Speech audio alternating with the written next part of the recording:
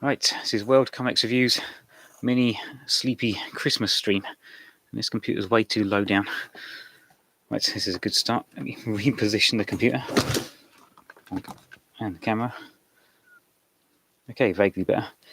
Right, anyway, so, yep, Christmas.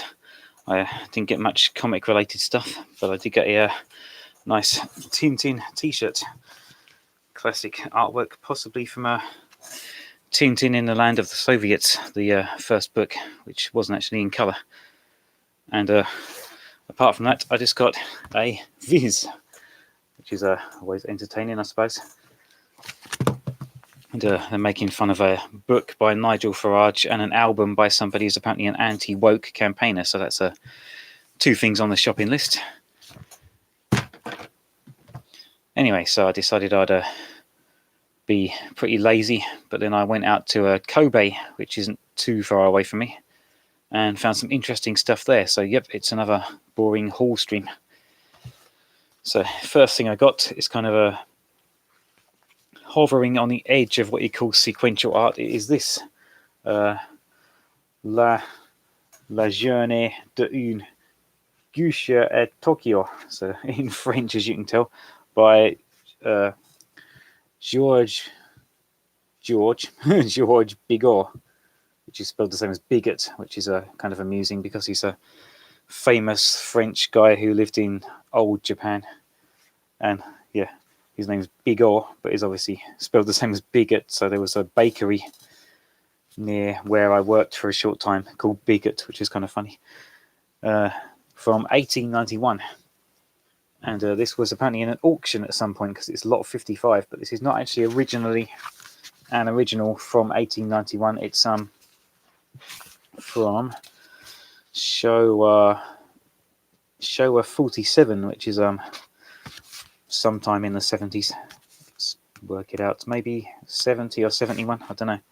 Not that old. And yeah, kind of although I feature story papers and pulps and badass paperbacks on this channel anyway, this is kind of hovering on the edge of being sequential art. So there's some boobs on the first 2 pages. Yeah, basically just pictures and small captions in French underneath. One of the captions is in English. Oh, yeah, this one, love is money. It's like the story in the day of a geisha. It's got the original kind of binding it would have had with string as well, and was only 500 yen, so I thought I'd pick that up. And some other stuff, vaguely in the order I got it. So I got some either old J-pop or Enka by this person with this name, and for some reason album cassettes in Japan have held their price, but this was in a box of ones that are all 200 yen each, and it's an album, many tracks of different names. And as well as J-pop, I got some C-pop. So this is China. This is Chugoku. This is an old-fashioned kanji for country. Well, it's old-fashioned in Japan. I guess it's still used in Taiwan and Hong Kong. So yeah, from some Chinese pop from Taiwan or Hong Kong, and also an album, many tracks. So we're giving that a listen at some point. And I got J-pop and C-pop, so inevitably some K-pop by Lee Sun-hee, as you can see here, and it's still in the original plastic that it was in 1988. You can see through the glare. I can't even see it now. Yeah, somewhere in all that glare is 1988, still in the original plastic wrapper. Yeah, always check your physical media to make sure what you're buying is what's actually in there, which I've just realised I didn't do with this. Oh yeah, this is made in Taiwan. Right, that's the correct tape in that one. What about the J-pop? Is that the correct tape? Yeah, looks like it. Right, so yeah, 3 cheap cassettes from around Asia. Okay, and on the theme of checking your physical media, I saw this really cheap, Series 2 of Only Fools and Horses, which is a really legendary TV show in the UK and probably completely unknown anywhere else. But yeah, always check your physical media. So I've spent 200 yen on an empty box. That was clever. So I won't be introducing my girlfriend to that anytime soon, which might be a good thing. Right, anyway. There's a shop in Kobe which I always seem to go on Wednesday, and it's closed on Wednesday, and I keep forgetting. That specialises in crime books and has a bunch of old paperbacks. And the first time I went there, I thought it was way too expensive. So I had in my mind that it was way too expensive. But the first time I went there was 2017 when I was absolutely broke. So actually they're about 300 yen each on average. So not really that expensive. It just was at the time. So I got this one. In the Last Analysis by Amanda Cross, which is a Kate Fansler novel. And the blurb on the back suggests that Kate Fansler was in a series of detective stories like several other characters, and that was the first one. And speaking of series stories, Fu Manchu. I hadn't actually read any of these yet, so yeah, it's about time I did. So this is the third in the Fu Manchu series. So I started on that, and it's pretty good so far. I've read some of the and it's pretty good so far. I've read some of the Sexton Blake Wu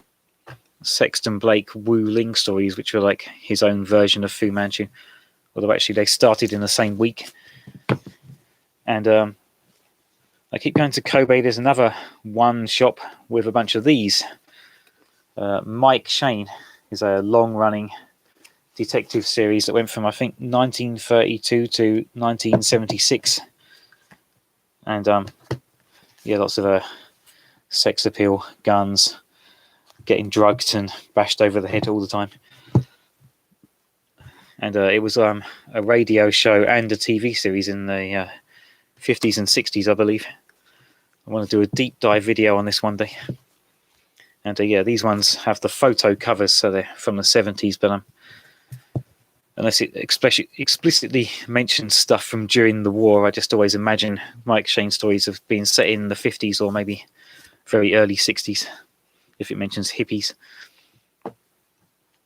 And the last thing, and most interesting one, is this, a Shonen Karabu from it's this way around, Showa Nijuni 22, which I believe is 1947, so very thin, as you can see. And yeah,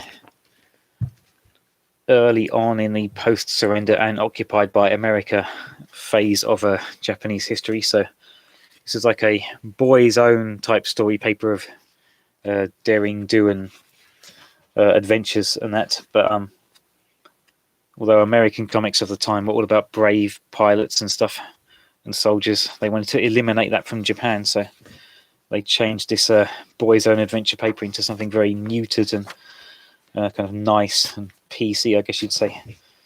And also introducing American culture. We have Jesus on the beginning painting, which until the end of World War II were always like brave samurai or scenes from the war. And some boys playing what looks like very improvised American football with a round ball, or possibly basketball, but there's no hoops. A picture of a Western-made painting of Edward Jenner, who pioneered vaccination. And yeah, no, the stories are all kind of these boys were fighting and a big boy made them stop, and then they apologized to their parents, and another boy found something on the beach and restored it to its rightful owner. There's this kind of sci-fi semi-comic strip about weird-looking rocket ships with big captions next to the pictures. And again, no stories of Zero pilots or anything like that.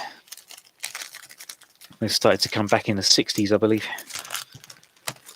So yeah, that was the Christmas haul, most of which I bought for myself in Kobe of 2021. And this stream's actually much shorter than I thought it was going to be. So yeah, there's some stuff and nonsense. And I always say I'll do a deep dive into stuff and then never do. So I got the Mike Shane deep dive someday. Should perhaps start scripting it, and I guess I'll play these tapes and see what they sound like one day as well, but not on the stream. Okay, that's a rather short stream. Never mind. Time for bed.